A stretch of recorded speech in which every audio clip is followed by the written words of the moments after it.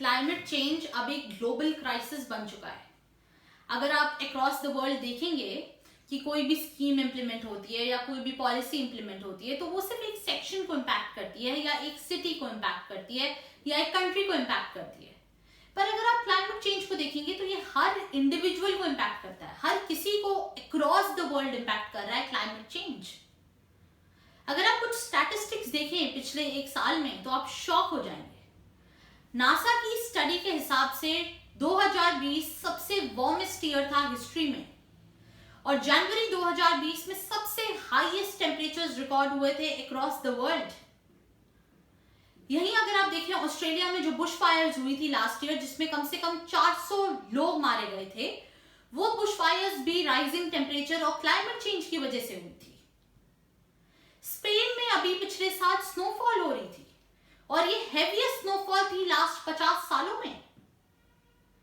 लोग तो खुश हो रहे थे स्नोफॉल देख के, पर हमें एक चीज पूछना है कि ये स्नोफॉल क्यों हुई। तो ये जो अनयूजुअल चीजें हुई हैं अक्रॉस द वर्ल्ड, इसका आंसर है क्लाइमेट चेंज और ग्लोबल वार्मिंग।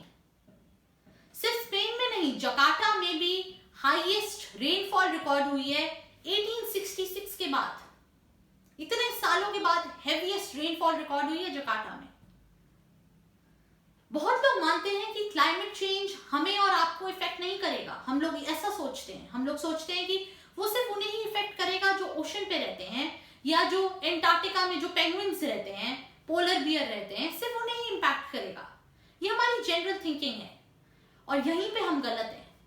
क्लाइमेट चेंज एक ऐसी चीज है जो हम सबको इम्पैक्ट कर रही है, हमारे डेली रूटीन में इम्पैक्ट कर रहा है क्लाइमेट चेंज।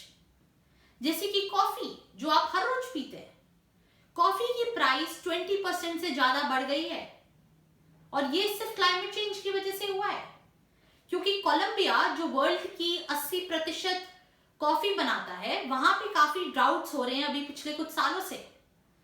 तो जितनी कॉफी कोलंबिया बना पाता था उससे थोड़ा रिडक्शन हो गया है, उतनी नहीं बना पा रहा है अब। तो इससे जो ग्लोबल सप्लाई चेन है वो इफेक्ट हो रहा है, उससे कॉफी की प्राइस वर्ल्ड मार्केट में इंक्रीज हो गई है। तो एक क्लाइमेट चेंज ने आपकी कॉफी की प्राइस को इफेक्ट कर दिया। ऐसे ही क्लाइमेट चेंज से ड्राउट्स होते हैं जिससे आपकी डे टू डे खरीदने के जो फूड आइटम्स हैं वो भी एक्सपेंसिव हो जाते हैं। सिर्फ फूड आइटम्स ही नहीं, क्लाइमेट चेंज आपका इलेक्ट्रिसिटी बिल भी इंपैक्ट कर रहा है। आपका इलेक्ट्रिसिटी बिल डायरेक्टली इफेक्ट करता है कि कितने आप एसीज यूज कर रहे हैं, कितने आप फैंस यूज कर रहे हैं घर के अंदर। तो अगर बाहर टेम्परेचर ज्यादा है तो आप ज्यादा फैंस और एसीज यूज करते हैं। तो बाहर टेम्परेचर ज्यादा क्यों है? क्लाइमेट चेंज की वजह से। तो क्लाइमेट चेंज की वजह से आपका इलेक्ट्रिसिटी बिल भी बढ़ रहा है। तो ये डायरेक्ट कोरिलेशन हो गया। तो अब जरूरी नहीं है आप ओशन के पास रहें या आप एंटार्क्टिका में रहें, क्लाइमेट चेंज आपको यहां पे भी इंपैक्ट कर रहा है। तो हर किसी को इंपैक्ट कर रहा है क्लाइमेट चेंज।